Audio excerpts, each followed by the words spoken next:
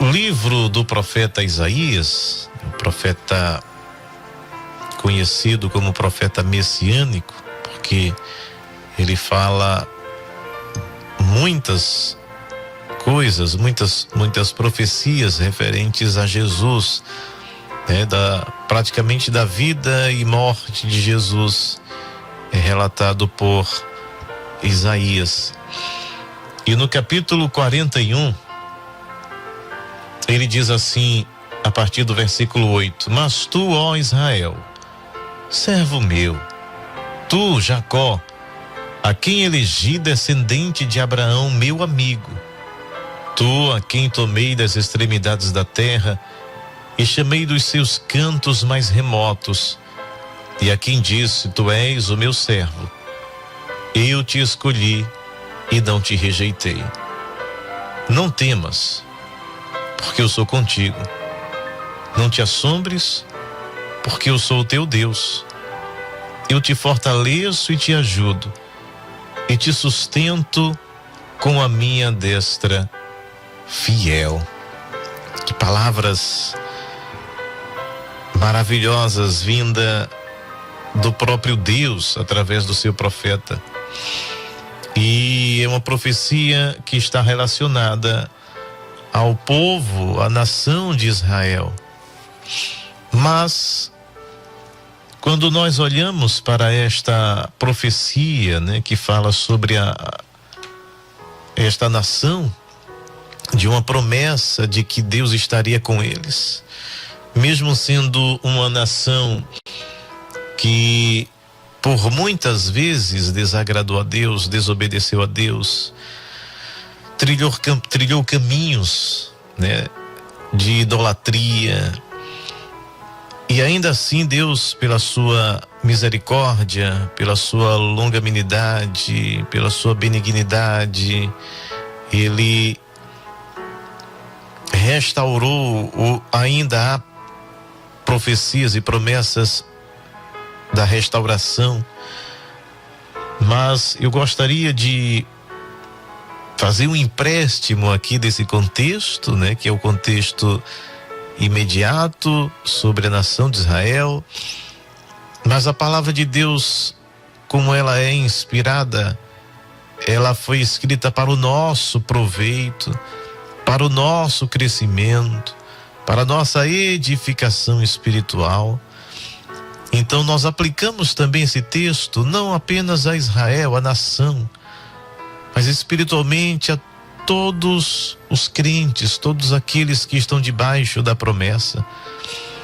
O texto fala sobre alguém que está com medo. Olha, o texto diz, o 10: Não temas, porque eu estou contigo, porque eu sou contigo. Não te assombres, porque eu sou teu Deus. Eu te fortaleço e te ajudo e te sustento com a destra da minha justiça. Eu queria falar sobre essa palavra, temor. Não temer. Deus não iria falar não temas, não tenha medo para uma nação ou para alguém que está vivendo sem temor, sem pavor, sem medo. A palavra, quando é direcionada a alguém ou a um grupo, dizendo, olha, não temas, é porque este grupo, esta pessoa está atemorizada. É porque esta pessoa ou este grupo está inseguro. É porque alguém está pensando no amanhã, trazendo o desconforto da insegurança, da incerteza. É por isso que a palavra diz, não temas. Quantas vezes nós estamos preocupados, ou quem é que não se preocupa com o amanhã? As incertezas. Você não sabe o que vai acontecer hoje? E Jesus já tinha dito, já nos disse que a gente não deve andar ansioso. A ansiedade que antecipa aquilo que eu nem sei se vai acontecer. É uma pré-ocupação, ou seja, você ocupa a sua mente antes que algo aconteça. É antecipar a angústia, antecipar o sofrimento que nem eu mesmo sei se vai acontecer. Jesus está dizendo: aprenda a viver, e se ele está ensinando é porque é possível. Eu não estou dizendo que eu sou assim, que eu faço isso. Estou dizendo que eu me esforço, e nós devemos nos esforçar para não antecipar a dor, porque Jesus disse: amanhã você não sabe nem se vai estar lá. Se não sabe, eu não sei se eu termino o dia, eu não sei nem se eu termino o programa, eu não sei nem se eu termino essa mensagem. E Jesus está dizendo: aprenda a depender, aprenda a descansar, aprenda a confiar. Então são os temores da vida, medo do amanhã. Alguém já disse, né? Já um provérbio que diz que o amanhã ou a vida é uma caixinha de surpresa. É uma caixinha que você nem abriu ainda, é o amanhã. Portanto, Jesus disse: olha, basta a cada dia seu mal. Então viva o hoje. É por isso que ele ora pelo pão do dia, não é? O pão nosso de cada dia dá-nos hoje. Ele não pede para amanhã ou para o mês que vem. Jesus, o nosso Senhor, que conhece a estrutura humana, que sabe o que é ser 100% humano, ele nos ensinou dizendo: não antecipa angústia, não antecipa sofrimento, viva o hoje, viva o agora, porque o amanhã não está sob a tua custódia. O amanhã pertence a Deus. Você não pode, pela tua ansiedade, pela tua preocupação, alterar qualquer coisa na vida, nem a tua estatura, nem um fio de cabelo branco, nada. Você não pode mexer naquilo que só pertence a Deus. Mas nós nos ocupamos em nos preocupar com o amanhã, em enfadar a nossa mente com o amanhã, encher a nossa mente de interrogações, de preocupações com o amanhã, e esquecemos de ouvir a voz de Deus dizendo: descanse, não temas, não temas. A gente vive com medo do amanhã, a gente vive com medo de um diagnóstico, não é? Quantos pedidos de oração a gente recebe aqui: irmão, eu vou fazer um exame, ore para dar tudo certo, porque você já tem o receio, o medo de um resultado desfavorável. Outros que convivem com medo de perder alguém, querem segurança, querem certeza, e não vive a vida, não vive a bondade de Deus para hoje, porque o coração está preso às angústias, às agruras da vida. A preocupação tem tomado conta do ser, e vive inseguro, e vive na angústia, e vive com taquicardia o tempo todo, coração acelerado, tremor, dor no peito, não dorme direito. Meu Deus, Deus está dizendo: não temas. Por que tanta preocupação? Por que tanta ansiedade? Por que tanta insegurança? Por que tanta incerteza? Ou eu aprendi que Deus é o Deus de providência, ou eu só aprendi a falar. Eu só repito. Eu só sou o papagaio do pirata que sempre fala a mesma coisa. Uma coisa é falar, outra coisa é ser, é viver. E eu necessito, eu preciso viver. Estar na dispensação de Deus, nesta segurança, praticamente inabalável, porque o salmista diz: os que confiam no Senhor serão. Se você confiar, você será. Você pode não ser hoje, mas se você confia, se eu confio, seremos como um monte, como uma montanha.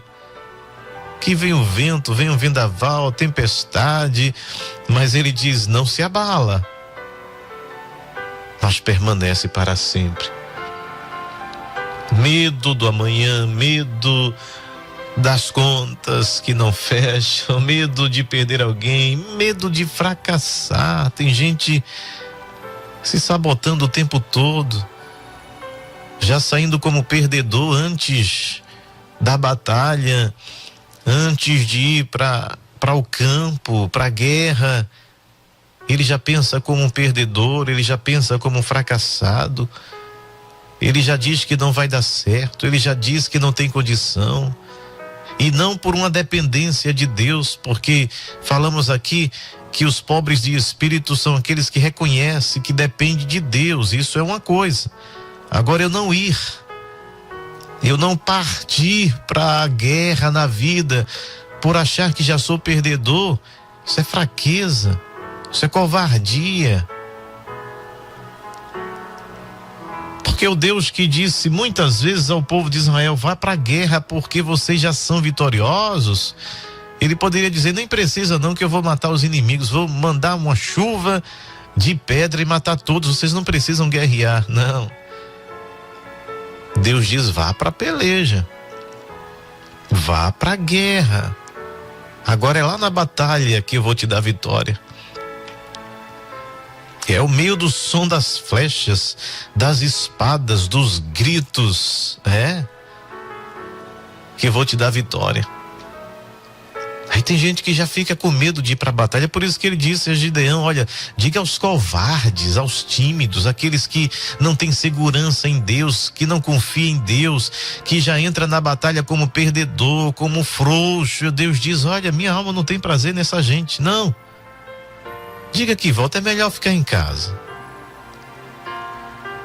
É só os valentes, muitas vezes fracos, cambaleantes, mas eles olham para o alto e dizem: não, não a nós, Senhor, mas a Ti. É o Senhor que peleja, é o Senhor que vence as nossas guerras, e Ele vai para o campo, Ele vai para a guerra, e com certeza volta vitorioso. Não fica antecipando o problema, não fica perdendo o seu sono pelo amanhã que nem chegou, não fica com crise de ansiedade. E não estou condenando aqui, porque todo mundo está suscetível a todas essas coisas, mas de tanto você exercitar a tua mente, a tua alma com coisas desfavoráveis, com pensamentos negativos, que você entra numa crise, que você diz que nunca vai conseguir, que você diz que nunca vai ter, que você diz que nunca será vencedor, que você diz que nunca vai sair dessa situação. Mas Deus está dizendo nesta manhã, como disse a Israel: não temas. Pode estar cercado, sitiado, o exército pode ser muito mais numeroso, mas se o Senhor está conosco, nós somos sempre maioria. Maior o que está conosco. Então tem gente que medo do amanhã, medo do diagnóstico, medo de não dar conta. Muitas vezes Deus querendo se utilizar, Deus querendo usar, e pelo seu medo Ele enterra o talento. E quando Deus vier cobrar, como você aplicou, você vai dizer o quê? Eu tive medo. Você poderia ter multiplicado, você poderia ter ido à batalha e multiplicado o dom que Deus lhe deu, mas você disse: não, pode ser que alguém fale, pode ser que alguém critique. Aí você enterra o talento e Deus cobra. Vivemos num mundo onde nós temos a ajuda tecnológica, o avanço tecnológico, o avanço da medicina. As pessoas estão vivendo mais, muitas enfermidades foram vencidas. Há enfermidades que algumas décadas atrás matou muita gente ou deixou muita gente limitada. mas que hoje já não é mais nenhum problema. Os avanços tecnológicos que estão aí a galope, mas nunca vivemos tanto numa sociedade extremamente ansiosa, depressiva. Parece que há uma agonia na alma humana e que todos estão caminhando sem saber para onde vai. É uma multidão desorientada, sem um norte, sem um leme. As clínicas abarrotadas de pessoas de todas as idades, porque estão com crises existenciais, problemas psicológicos, porque estamos desaprendendo a confiar em Deus, porque estamos confiando mais na máquina, confiando mais no remédio. E aqui não há nenhuma condição, não é uma condenação, nem uma coisa nem a outra. Estou dizendo que nós estamos dando mais valor, mais credibilidade àquilo que vemos. Se a gente comparar a época dos pioneiros,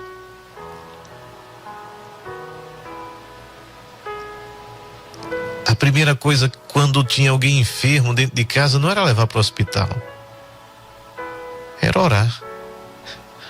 Hoje eu faço diferente.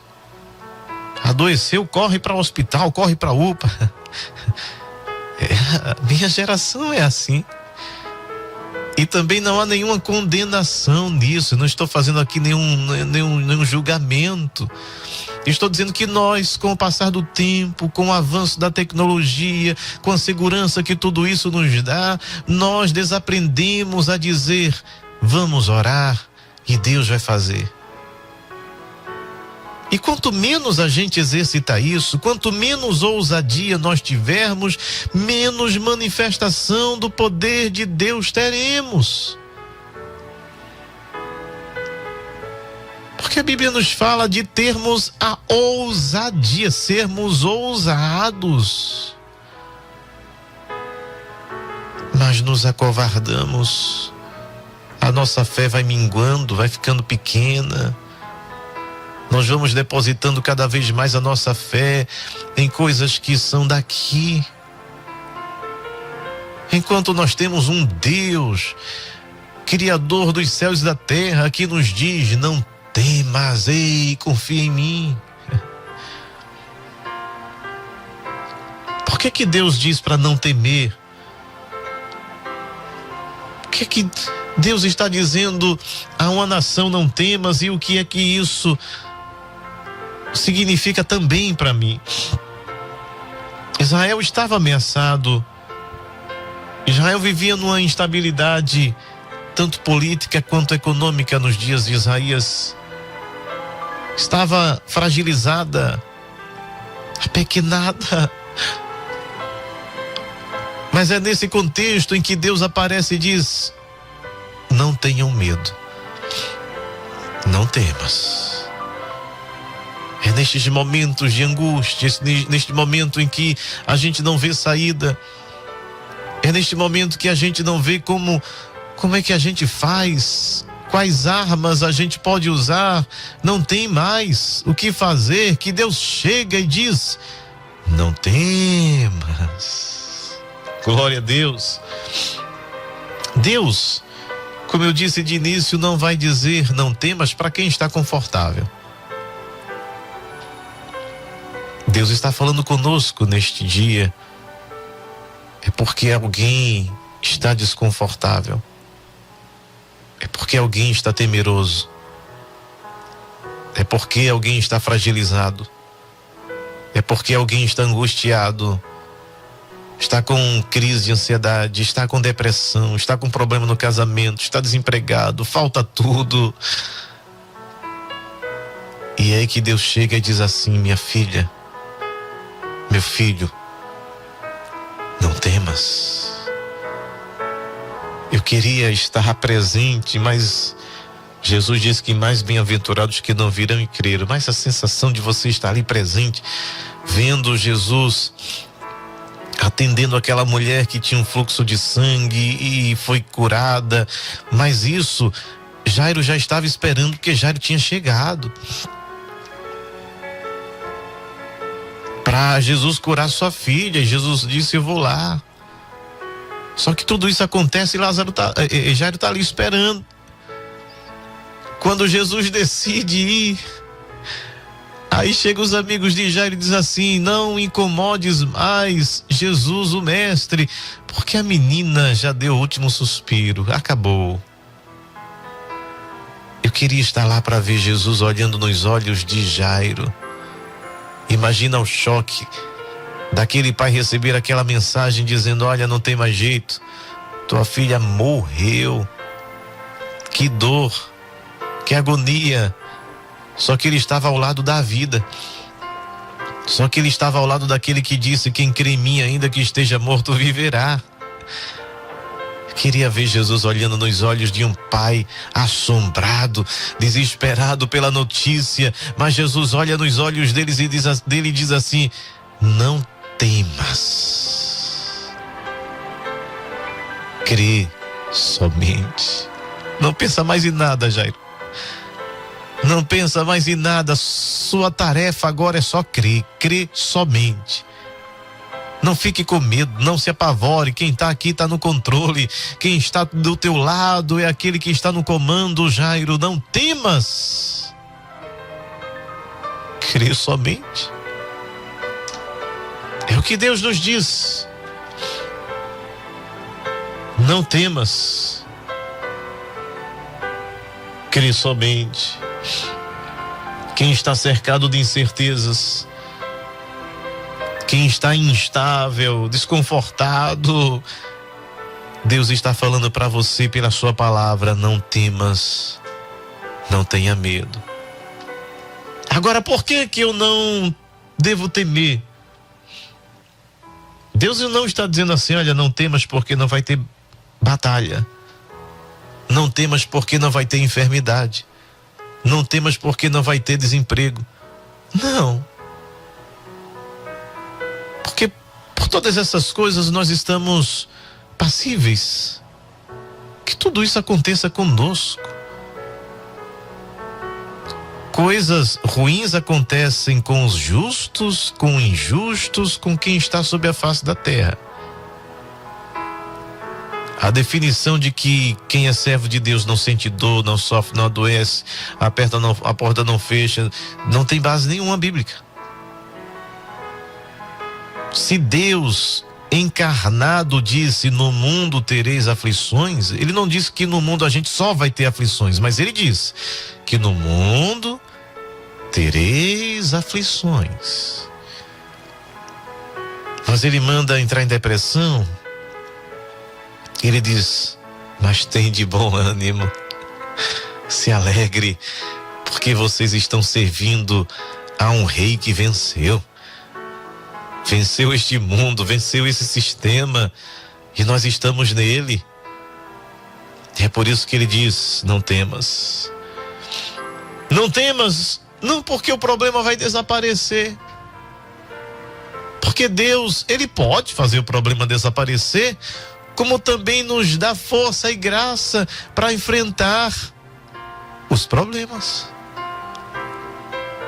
A mesma coisa que ele disse a Israel: não temas porque estou contigo. E ele diz assim: quando passares pelas águas, quando passares pelo fogo, ele não diz assim: eu vou fazer com que vocês andem por cima das águas. Embora ele possa fazer. Ele não diz: eu vou apagar o fogo, embora ele possa apagar. Mas ele está dizendo: é necessário você passar pelas águas. A questão é: se você estiver comigo, você não morre afogado. É necessário passar pelo fogo, porque ouro é provado no fogo. Mas ele diz: a chama não arderá em ti. Ele não está dizendo que vai eliminar etapas. Ele está dizendo que ele vai passar todas as etapas conosco. Muitas vezes é necessário passar pelas águas, é necessário passar pelo fogo, mas a promessa dele é: as águas não te submergirão, nem as chamas arderá em ti. Não temas, porque eu sou contigo. Esta é a garantia. A garantia não é ausência de problema, não é ausência de luta, não é ausência de enfermidade. Mas a promessa é: eu estou contigo. Você não está só. Recebe força, recebe graça, recebe ânimo, renova tuas energias, come deste pão, bebe desta água, te levanta e caminha, porque eu estou te dando forças neste dia. A promessa dele é: eu estou contigo, por isso você não deve temer. É a promessa de Deus que está conosco em meio às lutas, em meio às tribulações, em meio à solidão, ao esquecimento, às dores. Mas a promessa dele é: eu estarei com você. Talvez você esteja vivendo esses problemas que eu já citei. Você já chamou o seu problema pelo nome. Isso é um problema no casamento, é um problema com o filho, é um problema de desemprego, é um problema de enfermidade. Os problemas são muitos. Passaria a manhã inteira aqui falando de problema, mas vamos falar da solução.